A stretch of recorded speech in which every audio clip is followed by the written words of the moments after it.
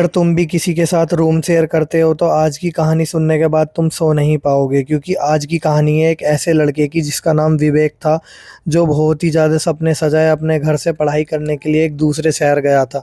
लेकिन विवेक ने कभी नहीं सोची थी कि उसके साथ ऐसा हो जाएगा। तो चलिए जानते हैं विवेक के साथ आगे क्या होता है, कहानी में बने रहिए। तो विवेक पहुंचता है एक नए शहर अपनी पढ़ाई करने के लिए। वो ढूंढता है कि मैं रूम कहाँ लूँ, तभी उसे एक बोर्ड दिखता है जहाँ पे लिखा रहता है पीजी रूम्स फॉर रेंट। तो वो बोर्ड देख के उस साइड चला जाता है गली में, तो वहाँ उसे दिखते हैं बहुत सारे रूम्स।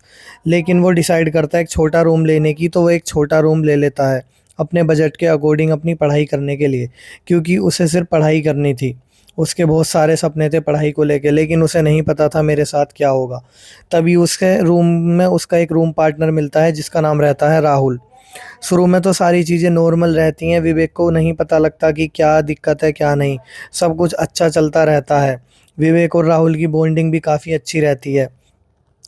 तभी एक दिन विवेक नोटिस करता है कि राहुल दिन में बाहर नहीं निकलता, वो हमेशा रात को बाहर जाता है। तभी विवेक रात के 3 बजे सोया रहता है। उसकी आंखें खुलती हैं 3 बजे अचानक। उसे डर का एहसास होता है, 3 बजे उसकी आंखें खुलती हैं। तभी वो देखता है कि जो राहुल है वो दीवार के कोने पे खड़ा हुआ है, और राहुल बहुत देर से दीवार के कोने पे खड़े होकर कुछ बातें कर रहा है। विवेक को समझ नहीं आता कि राहुल क्या कर रहा है। विवेक डरते हुए बहुत ही हिम्मत जुटा के राहुल से पूछता है कि भाई क्या हुआ। तभी राहुल उसकी तरफ मुड़ के देखता है तो राहुल की आंखें सफ़ेद हो रखी होती हैं एकदम। उस टाइम उसका खून जम जाता है। विवेक को समझ में नहीं आता मैं क्या करूं, वो एकदम शांत रहता है। वो चुप बैठ जाता है एकदम, वो कुछ रिएक्ट नहीं करता, ना कुछ फेस एक्सप्रेशन देता है। तभी उसी दौरान राहुल उसके पास आ जाता है एकदम। विवेक बिल्कुल घबरा जाता है जब राहुल उसके पास आता है। विवेक के कुछ समझ में नहीं आता कि ये हुआ क्या। तभी विवेक बेहोश होकर नीचे गिर जाता है। विवेक बेहोश होकर नीचे गिर जाता है, उसे कुछ समझ नहीं आता। पूरी रात वो बेहोशी की हालत में ऐसे ही रूम में पड़ा रहता है। तभी सुबह के टाइम मकान का मालिक निकल के आता है, वो विवेक को उठाता है। उसे खुद समझ में नहीं आ रहा था कि इस लड़के को हुआ क्या। रात तो ठीक था, अब अचानक कैसे कैसे गिरा मिला। तब मकान मालिक पूछता है क्या हुआ था।